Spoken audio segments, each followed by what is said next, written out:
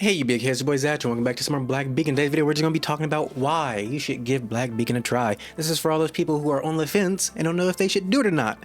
So yeah, we're just going to go through some things and talk about this great game. So first things first, because I just got to get out the way. The story. I'm going to be very vague because I don't want to give anything away. But, oh yeah, nah, this story good. Like, it's really good. Like, how do I say this? It's an amazing time travel story that really makes sense. Nothing goes to waste and everything links together, which is very rare with time travel stories. It's like on some Doctor Who level shit where how everything they show makes sense the longer you go through the story. So, yeah, it really good. It really good. And I can't wait to get to chapter 4 because I just finished chapter 3 not too long ago. So, yeah, man, this story is really good. On top of that, it is about 80% voiced, I would say. That is a rough estimate, but there's just some segments that aren't voiced and you just have to straight up read instead of listen.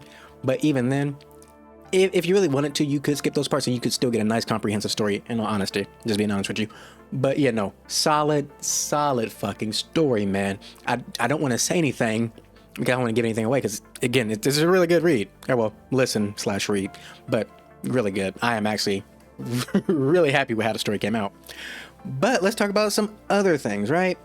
So let's talk about characters, shall we? Let's talk about some characters. So when it comes to, us getting characters, the acquisition of characters, it's not that bad. So as right now, this is how, I'm looking.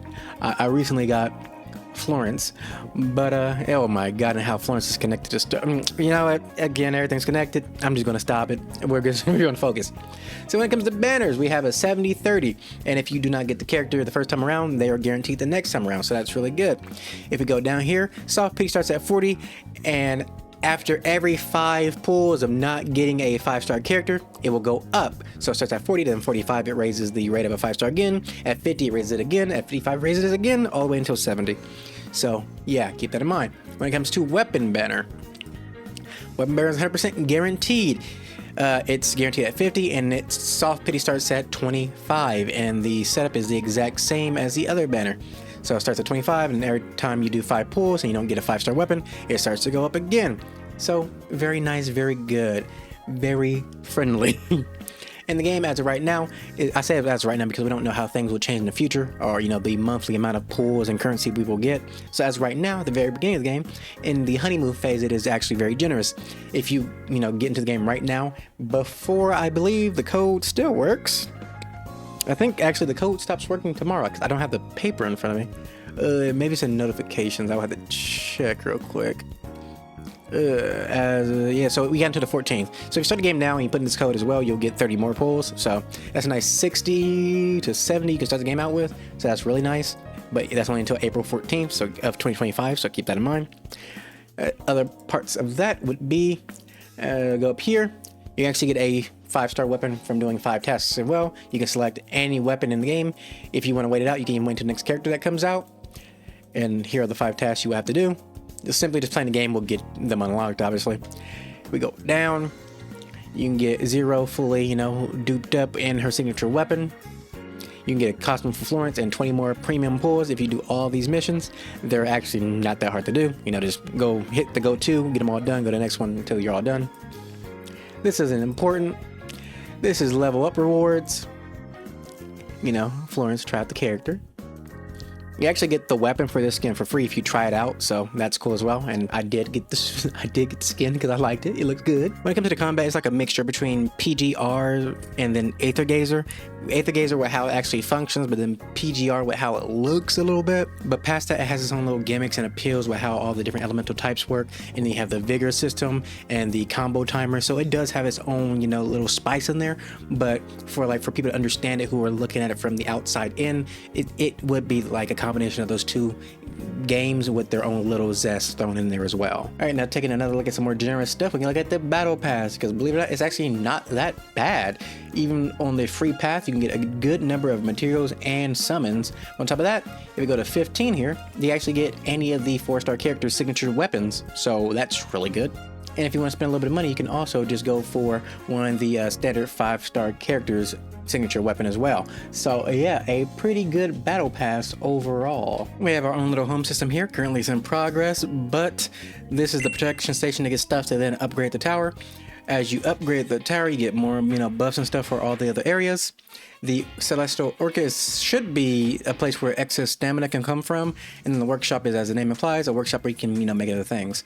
So that's how all that works out. They also have breakthrough materials and skill materials as well. When it comes to characters themselves, apart from when you upgrade them, you actually do get a little bit of currency to then pull again as you break them through. You also can get costumes for all the characters for free from giving them gifts and whatnot. And as we go down, these are the default skins.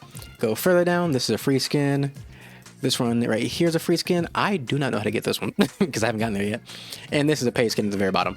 So yeah, the characters are treated with a little bit of love and care. Yeah, that is pretty much everything that I myself have experienced and have been enjoying. There is also, for characters, there is, the kind of equipment system, but I haven't gotten too deep into that yet, which is the ancient marks, which obviously give characters buffs and whatnot.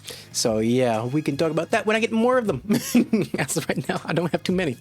But yeah, no, obviously I have not experienced everything in the game, obviously. So this is why I asked for those of you who are either further than me or have experienced other things to help me out in the comment sections below with things that are, really great about the game that I have probably not touched. But me being me, I also have to talk about the things that aren't that great as of right now, which is... Right now, sometimes the audio for the game cuts out at random times, like while I was in a story. It messes up sometimes because like all audio goes away. You can fix this by simply restarting the game, but in the moment it is kind of, jarring and annoying for it to be speaking and then out of nowhere it just cuts out, or you're in combat and all sound just stops. So that's currently broken. The Google Play binding thing has been fixed, so that's no longer an issue. But then also, if we actually do go to characters real quick, all characters do have their own weapon. So if I go in weapons here, obviously I have Viola's, signature weapon. But if we go to replace here, she has no other weapons, and obviously I have other weapons for other characters, but all characters' weapons are specifically for them. And when it comes to the weapons themselves, only the 5-star weapons actually have effects attached to them. So if we go over here, and I'm pretty sure I can look at it through here. So all these weapons will have effects, right? But if we go to details and we go to odds, we can zoom through here. So if we look at any other weapon, right, of a low rarity than 5, it has no effects other than, a little buff. But as far as like the actual effect for something, it's simply tied to the 5-star. Now, while it is easy to get a 5-star weapon, your characters won't be as good as they could possibly be without their tailor-made signature. So do keep that in mind. That I do consider that a downside, because I wouldn't be mad if the 4-star just had like a worse version of the main skill. I feel like that will be fair, but it's literally having nothing tied to them other than, just a stat buff. Isn't too great overall in the grand scheme of things. But yeah, that is everything when it comes to the good and the bad. Again, if there's anything bad I missed, please, 100%, put in the comment section below. I do not care. I'm a very transparent person when it comes to this kind of stuff. Same with good things. If I miss anything good, throw it in. I love that kind of stuff. Y'all know me. But anyways, I hope y'all enjoyed this video. I will see y'all on the next one. I love you guys, and bye-bye.